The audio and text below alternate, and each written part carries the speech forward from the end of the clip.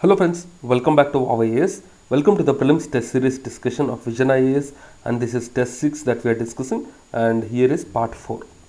Let us quickly begin the discussion with question number 79. Yesterday we discussed till question number 78. Question number 79 is about the Keshav Chandra Sen's Brahmo Samaj of India.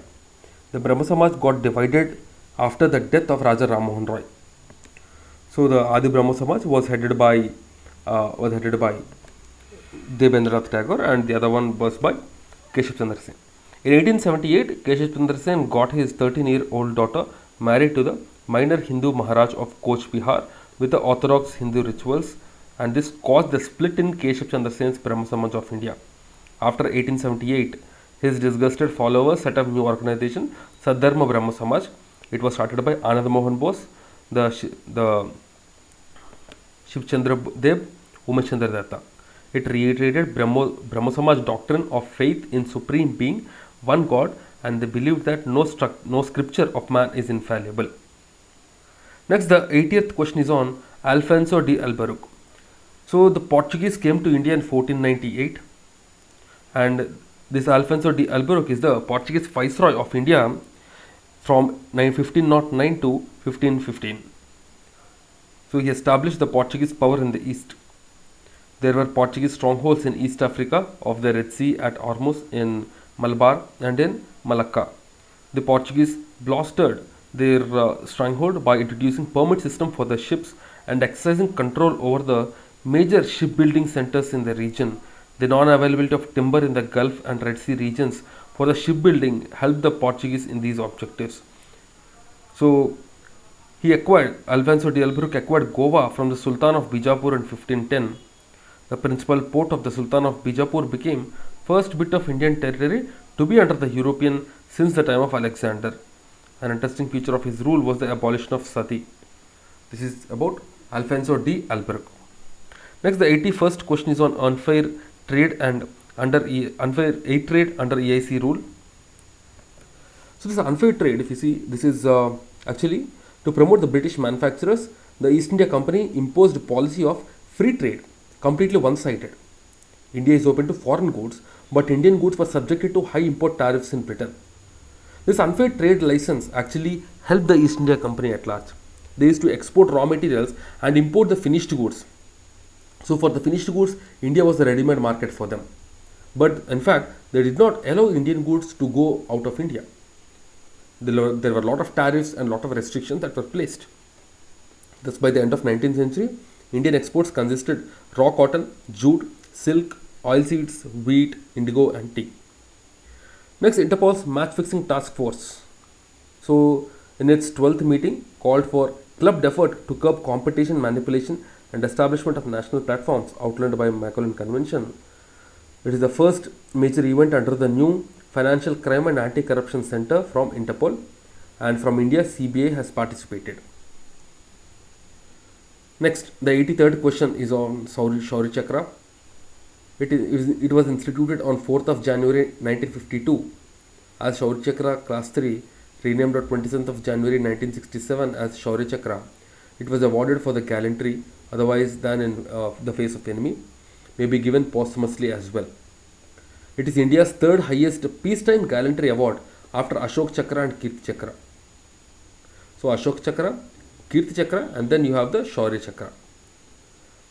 The categories of personnel who shall be eligible for the Shaurya Chakra, if you see, officers, men and women of all ranks of Navy, Air Force, and any reserve force of India, even the Territorial Army as well. Members of the nursing services of the armed force, and also the civilian citizens of either sex in all walks of life, and members of the police forces including paramilitary and railway protection force. So this is about Shaurya Chakra. So Ashok Chakra is the highest gallantry award. After that you have Kirti Chakra and then you have Shaurya Chakra. AKS, remember this. Next, 84th question is on the self-respect movement.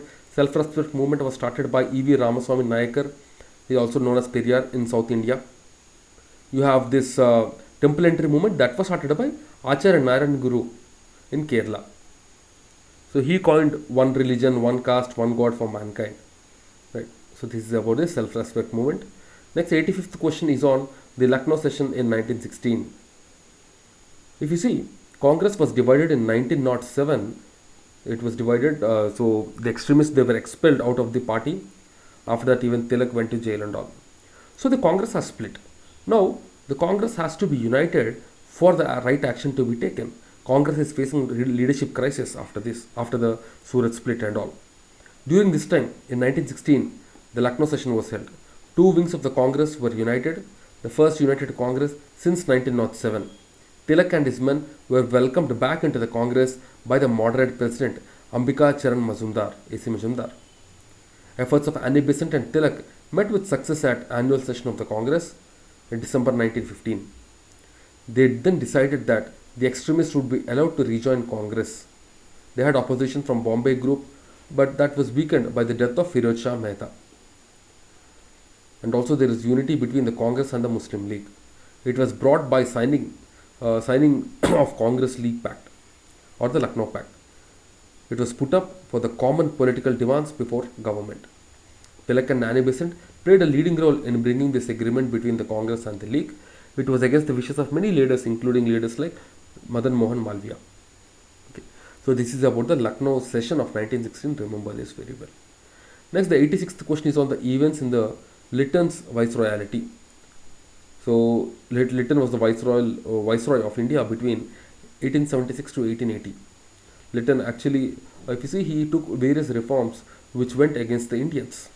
Most of the import duties of the British textile were removed.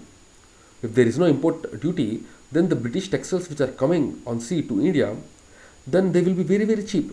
So what this will do, this will kill the domestic production. This will kill the domestic demand or the demand for domestic goods and all. Next, Lord Lytton appointed Famine Commission under the presidency of Richard Strachey in 1878. The Royal Titles Act 1876 was passed and the Queen got title Kesari Hind. So there was the second war with Afghanistan. Arms Act of 1878 disarmed the people. The Vernacular Press Act of 1878 was passed, and this is basically to suppress the growing nationalist criticism against the government. Imperial Delhi Darbar for the first time in 1877, when the country was suffering from terrible famine. It was held three times in 1877, 1903, 1911 at the height of British Empire. In 1878, the government announced new regulations reducing age limit in the Indian civil services from 21 to 19. And in 1883, Ripon, who succeeded Lytton, tried to pass a law to enable Indian DMs, that means the district magistrates and the sessions judge, to trial the Europeans in the criminal cases. Because under the existing law, Indian members, they were not allowed to try Europeans. And this actually then came to be known as, this amendment came to be known as the famous Ilbert Bill. This was passed under the viceroyship of Lord Ripon. Okay. Next, the 87th is on Ghadar. The Ghadar party is very famous. It was formed by the extremist people abroad. The Ghadar, if you see, it was it's first published on 1st of November 1939 in Urdu and on 9th December in the Gurmukhi edition. On the front page of each of these issues was featured title Angrezi Raj Ka Kacha Chitta, an expose of the British rule. In 1914, three events influenced the Ghadar movement: arrest and escape of Hardayal, Komagatamaru incident, and World War I. In March 1914, the ship Komagatamaru has begun voyage to Canada. The Canada imposed various severe restrictions on Indian immigrants except those who made continuous journey from India. When the ship reached the Vancouver, it was cordoned off by the police to fight for the passenger. The shore committee was set up under the leadership of Hussain Rahim, Sohanlal Pathak and Balwant Singh. Funds were raised and protests were organized. Soon, Komagatamaru was forced out of Canadian waters on landing at the Budge near Calcutta. The passengers were harassed by the establishment, and this led to a lot of clashes between the police and the passengers, in which 18 passengers were killed and 202 were arrested, and few of them succeeded in escaping. Next, the 88th question is on Gopal Krishna Gokhale. Gopal Krishna Gokhale is the political guru of Mahatma Gandhi. Firoz Shah Mehta retired from Imperial Legislative Council in 1901 due to poor health. Gokhale was then the secretary of Pune Sarvajanik Sabha and editor of Sudharak. So he replaced him. In 1897, as a witness in the London before the Royal Commission on the Expenditure of India, Gokhale overshone veterans like Surendranath Banerjee, G.S. Iyer and Dadabhai Naoroji. He was trained in India in Indian Economy by Justice Ranade and G.V. Joshi. His first budget speech on 26th of March 1902 established him as a great parliamentarian. Gandhiji declared him as his political guru. Right. So this is about Gopal Krishna Gokhale. Next, 89th question, which is on the Indian Association of Calcutta. Next is Indian Association of Calcutta. It was formed in 1876. It superseded the Indian League, which was formed by the Young Nationalists of Bengal, led by Surendranath Banerjee and Anand Mohan Bose. And they discontinued with the conservative and pro-landlord policies of the British India Association. And the aim was to promote the political, intellectual and material development of the people. That was the main thing. And they protested against the reduction of the age limit in 1877 for the candidates to the civil services. They campaigned against the Arms Act 1878 and Vernacular Press Act of the same year. Next, the 90th question is on the mission on Amrit Sarovar. The mission on Amrit Sarovar aimed at developing 75 water bodies, as the name suggests, Amrit Sarovar, in each district of the country. As part of the Azadi Ka Amrit Mahotsav, it would create 50,000 water bottles of the size of about an acre or more. It involves 6 ministries or departments, and the Department of Rural Development, Department of Land Water Resources, Drinking Water, Sanitation, Department of Water Resources, Ministry of Panchayati Raj, and the Ministry of Environment, Forest and Climate Change. And the Bhaskaracharya National Institute for the Application of the Space and Geoinformatics, the BISAN, and it is the technical partner for the mission. It is to be completed by the 15th of August 2023. Next, the 91st question. This is with regard to the carrot and stick policy. This carrot and stick policy, basically it was taken by the British. So whenever there are any reforms or whenever there are any demand for the reforms, then the British used to follow this carrot and stick policy towards Indians. So then in 1907 we have seen this. So then the Secretary of State was John Morley. So there was this policy of repression, conciliation and suppression to isolate the extremists. This was followed and they succeeded also. The 1907 Surat split, you can say, was the result of it. The government of India, headed by Morley and Minto, offered fresh reforms in the Legislative Council in the beginning of 1906. The moderates agreed to cooperate and discuss the reforms. Tilak led the extremists and Gokhale led the moderates. Okay, and there was no unity among them. At the Calcutta session of Congress 1906, the split was avoided by choosing Dadabhai Naoroji because it was Tilak who had to become president in 1906. But whereas in 1907, the split was inevitable in the Surat session. Next, 92nd question is on the Sikh Wars, which happened between 1845-46 and after that 1848-49. Battle of Miani between the British forces and 2,800 troops under Charles Napier and 20,000 followers of the armies were the chiefs of Sindhis. Instead of leaving the settlements to British residents, the British gave full civil and military power to the Napiers in September 1842. The Napiers forced on the Amirs on the onerous new treaty and the seized and razed desert fortress of Imangarh. It was very popular, and this surge was open. It actually created stirs in the entire region. So it led to war. At Miani, the British prevailed, and the army of Amirs was scattered, and Sindh was annexed in February 17, 1843. The various Sikh wars was fought between the Sikh and the British, and it led to annexation of this Punjab by the British. So the first war, if you see, it was participated by the mutual suspicion and the turbulence of Sikh army. By 1843, youngest son of Ranjit Singh was the ruler. His mother was proclaimed as the queen. Actual power resided with the army and was in the hands of Panchs or military committees. So the second Sikh war, if you see, later on it was with the revolt of Mulraj, who is the governor of Multan, in April 1848, and this became a national revolt when the Sikh army joined the rebels on September 14th. Dalhousie then gave the doctrine of lapse, where if there is no natural successor for any king, then the kingdom would be annexed by the British. So this was even this was actually followed in various regions, and it caused a lot of stir as well. So even Jhansi was taken by the British, telling the same reason. Next, the 93rd question is on the financial creditors. So recoveries by the financial creditors under the Insolvency Bankruptcy Code shrink to 33%. It was 39.3% in March 2021 and 46% till March 2020 as per the Insolvency Bankruptcy Board of India data. The financial creditors, if you see, as per IBC 2016, the creditors are the ones who give the money to, sorry, just a second. Yeah. So creditors are the one who give money to the big corporates. Operational creditor means who provide goods, services to the corporate debtor, including the employees and payable to central and state government.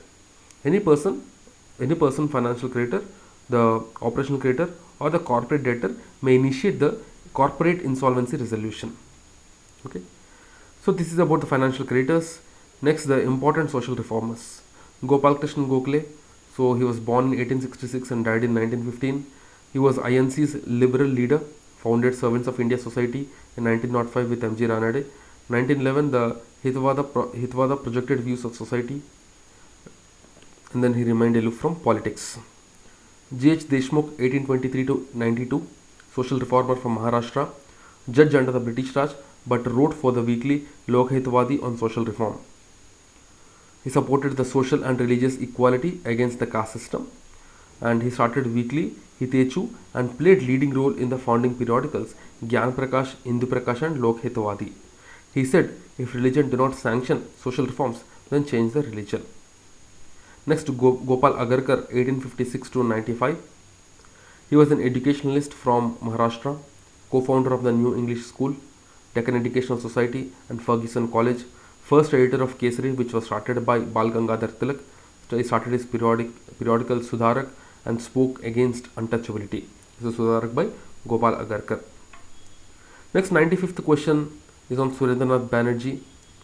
So Surendranath Banerjee did not attend the first session of Congress as they were busy with the second National Conference at Calcutta.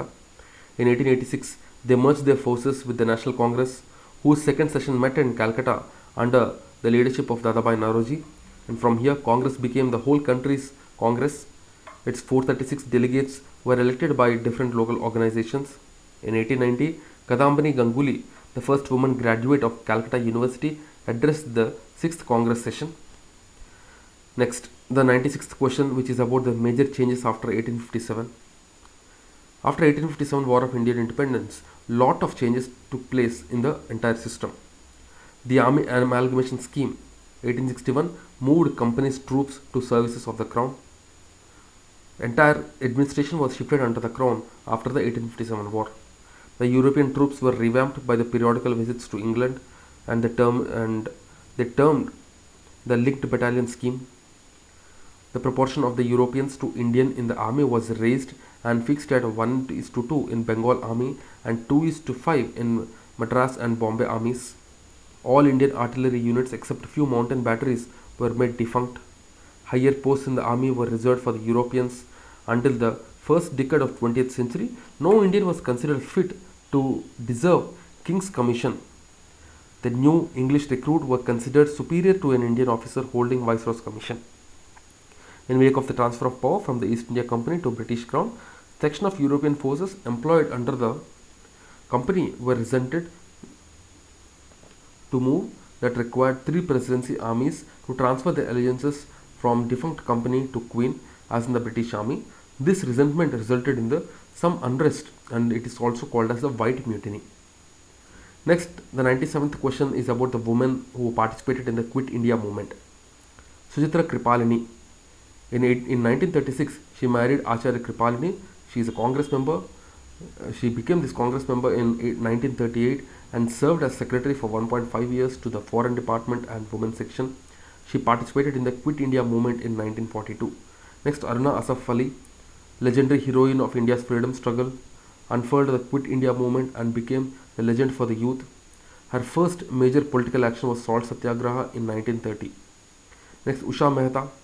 In 1928, at the age of 8, she took part in the first protest against the Simon Commission. In 1942, in the All India Congress Committee session, Dr. Usha Mehta was privy to the powerful speeches given by Mohandas Karamchand Gandhi, Jawaharlal Nehru and Maulana Azad and Patel as well. She organized secret radio stations and delivered news to the remotest corners of the world and informed the world about the events in her country. Underground stations were run by Usha Mehta. Next, 98th question is on Dadabhai Naoroji, the grand old man of India. He established an organization called the East India Association in London in 1866. He was born in 1825 and devoted his life to the national movement, and he was called as the Grand Old Man of India. In his book Poverty and Un-British Rule, he showed what is causing poverty in India. He talked about the drain of wealth by the British. The elected president of the Indian National Congress, he was elected as the president of Indian National Congress in 1886, 1893 and 1906. So he presided Congress for 3 times. Then, speaking at International Socialist Congress 1904, he demanded self-government and treatment of India like the British colonies.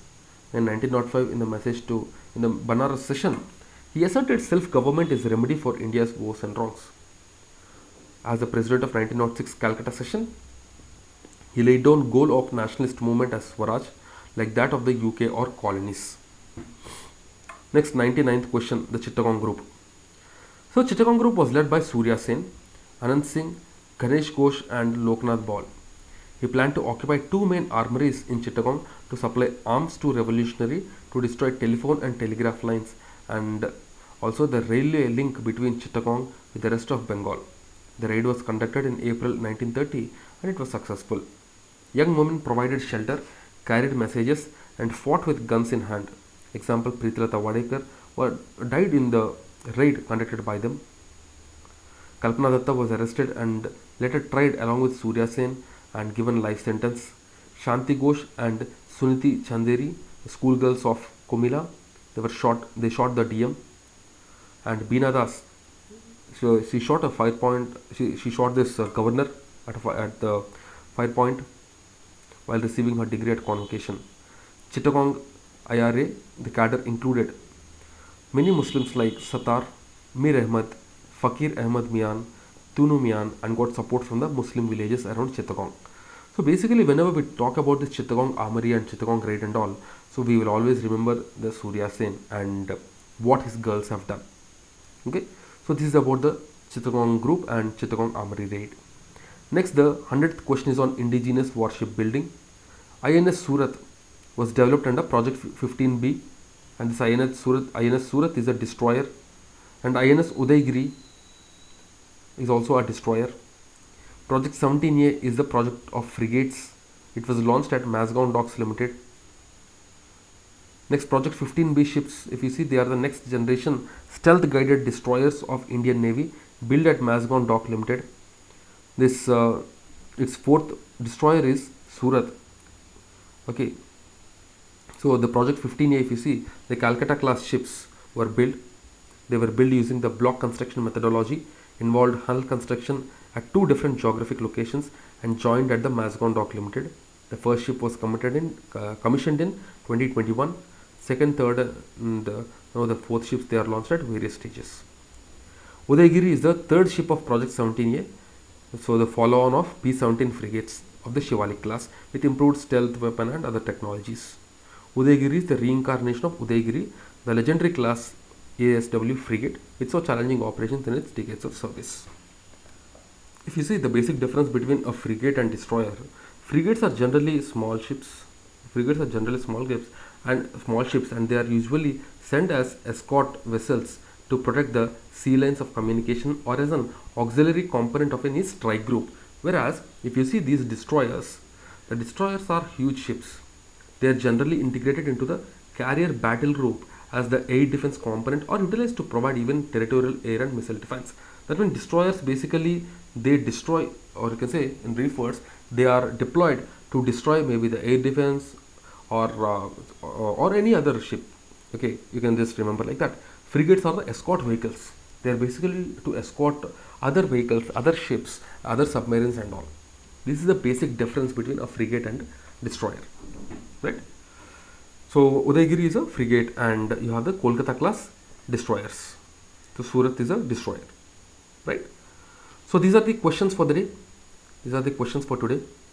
So tomorrow we will start with the new test, that is test 7, right? So that's it guys from my side. I'll see you again tomorrow with the next set of questions, and a small request from our side, please do like our video, share our video with your friends, and do let us know your thoughts in the comment box. So that will definitely motivate us, right? So thank you everyone. We'll meet again tomorrow. Till then, keep studying and stay tuned. Jai Hind.